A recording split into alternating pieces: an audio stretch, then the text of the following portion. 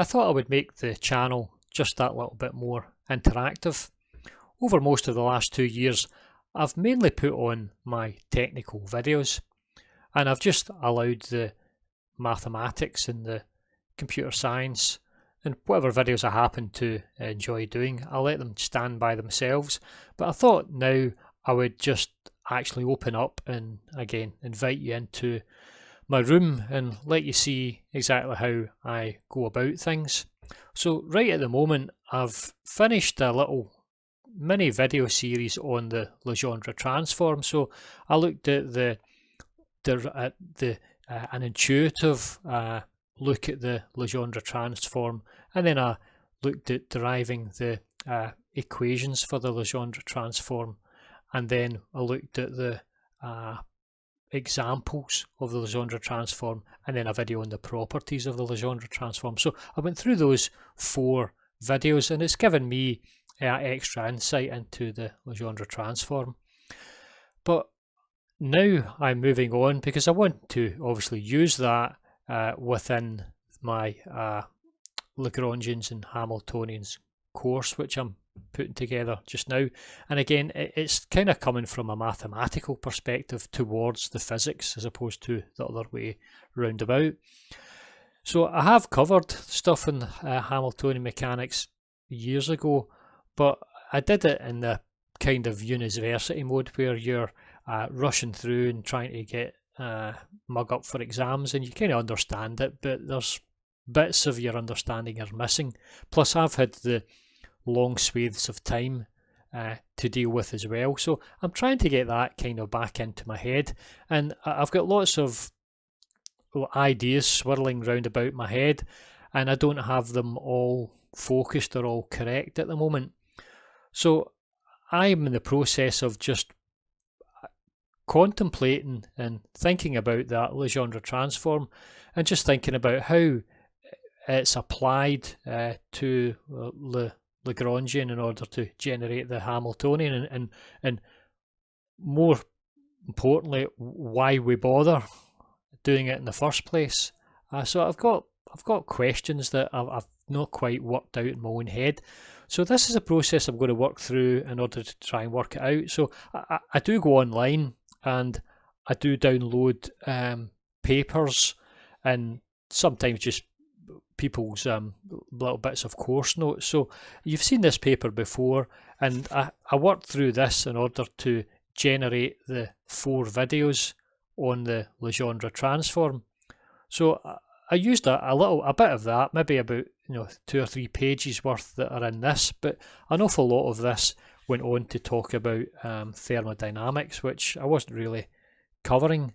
So another little paper I worked through here, I don't know if actually it is a scientific paper, it's University of Zagreb, so looks like a little scientific paper, again on the Legendre transform. So I kind of worked through those couple of papers just to get an indication, but the most important thing I did once in the process of working through these, I generated the tool on an online graphical calculator, and when I'm doing this type of work, it's because it's functions of one independent variable, or one independent variable, then we can draw it out in a graph, so we might as well make it as intuitive as we possibly can. So I used the online graphical calculator called Desmos, that's DESMOS, and you'll see that in quite a lot of my videos. So I'm not going through, this isn't a technical video, but I'm just quickly going to show you that tool that I've built up. So I'll disappear from here and you'll see the tool just in a second. So this is the tool I've built up here, and you see you put in your function here, and it draws it in black, and it'll draw out your Legendre transform in the little blue dotted line. And you can change this to any function, so I could change this to say e to the power of x, and that gives you the Legendre transform for it. And you can learn nice little things, like for example the Legendre transform of e to the power of x is not defined for the negative axis, and you negative x-axis, and you can work that out because that the inverse of the e to the x is ln x, and ln x runs like this, and it's got no negative part to it. So this Legendre transform is only defined in the positive sense. So I said this is not going to be a technical video, so I'm not going to talk any more about that. So it means that you can put in any function, so x to say the power of n, and we can allow n to range. So let's say we've got n here from -10 to 10 in steps of 1. So it means that I can generate, so for example, if I go to 5, you see that the Legendre transform doesn't work because we've got two options for it, this one here and this one. So each x term is going to have two y terms. So in effect, the Legendre, you can't do the Legendre transform on that function. Although you could actually, if you just decided that you knew what you were doing and you decided just to count the terms of the positive y-axis. But this tool here has been invaluable to me in order to learn the Legendre transform and how it works and what it's all about. So let's get back to me. So now I'm in a position, as I said, I'm working on the next section here. I've kind of worked out the mathematics of that little bit of that transform, and I'm looking at how it's applied. So again, you've seen some of my books, and I don't want to keep going through my books all the time, but I've got sections within these books which I'm going to be working through. So I've hunted through, I've found the relevant sections, and I'm going to be working through. Now, the first one was the little Susskind book. This just gives you a really kind of basic introduction, and there's a little chapter there which I'm going to flick through tonight. The good thing about doing that is it's not heavy, it's not detailed, but I can just get a lead in, and I can just get myself motivated to try and work out what it is happening. And part of the battle as well is not just trying to work out what it is you don't know. It's trying to work out what it is you're meant to know. You know, so you kind of have to work around about the subject. The other section, I'm going to go through a chapter in the Fox books, The Calculus of Variations. That's got an excellent chapter on the principle of least actions, and it goes into it in quite a lot of detail. And I happen to like the Dover books, and I've worked through quite a bit of that book, but there's one chapter there, again, I haven't worked through. So I'm going to work through part of that, and I've got the book Emily Noether's Wonderful Theorem, and I've already worked through part of that, and it takes the Legendre transform, and it derives it in a slightly different manner, and it derives it in terms of a function of two variables. So I've worked through already some of that, but there'll be another little section of that book as well that I'm going to work through. And there's another book. Let's see, this is an excellent book here. So there's a section in this book as well I'm going to be working through on the Hamiltonians and the transforms, the canonical transforms. And there's other. I'm going to take tiny sections. There's a small section in this book as well, which I'm going to work through, and also I've got a little section on another theoretical physics book I've picked up. So again, there's only just, there are a few pages here and a few pages there that I'm going to jump through, and the same with this one as well. There's a few pages in this, and there's a few pages in my Lagrangians and Hamiltonians, obviously, that I'm going to work through. Now there's another two here that I'm going to actually look at. So there's a few pages within this I'm going to look at.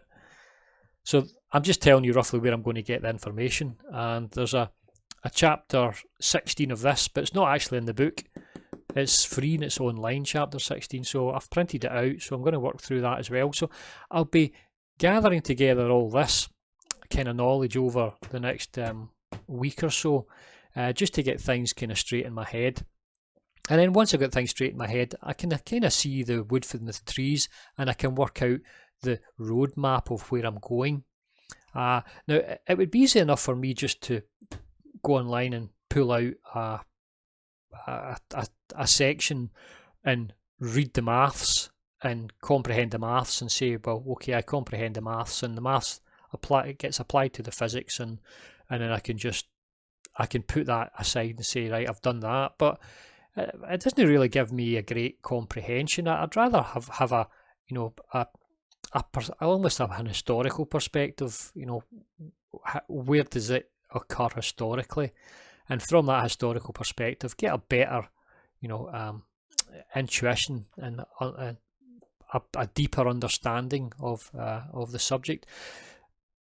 In fact, if I'm going to be putting out a course, I can't be expected just to have a superficial comprehension. I want to have the historical perspective, because I think it adds an awful lot of value whenever you go to show someone else. So whenever I do the courses, I'm not claiming when I do the courses that I'm Richard Feynman or Einstein. I'm just simply a guy who is really interested, and I've done an awful lot of mathematics and a bit of physics, and I like to think I can. I think the way I look at it is that I see myself as being not very smart, or not very smart. I only understand simple things. That's the best way to put it. I only understand simple things, but I understand simple things completely. And I understand this little simple thing, and then this little simple thing, and then this little simple thing, and I build it up. But at no point do I get along the line where I say, well, I don't understand this simple thing, so I'll just throw it to the side and forget about it. I don't ever go there. I just don't go past that point. I have to understand it completely, or whatever that really means. But I have to be happy with my own comprehension. And generally, I find that once I can comprehend things in my own head, I'm generally using the online tools. I believe that I'm generally okay at passing that information on. Anyway, that's where I'm at the moment. That's what I'm doing. And if you're interested in knowing anything else, or if you're interested in even how I generated the online tool and the online calculator in Desmos, then you can send a message down below and get in contact. So thank you for listening. I'll get you on the next video. Goodbye.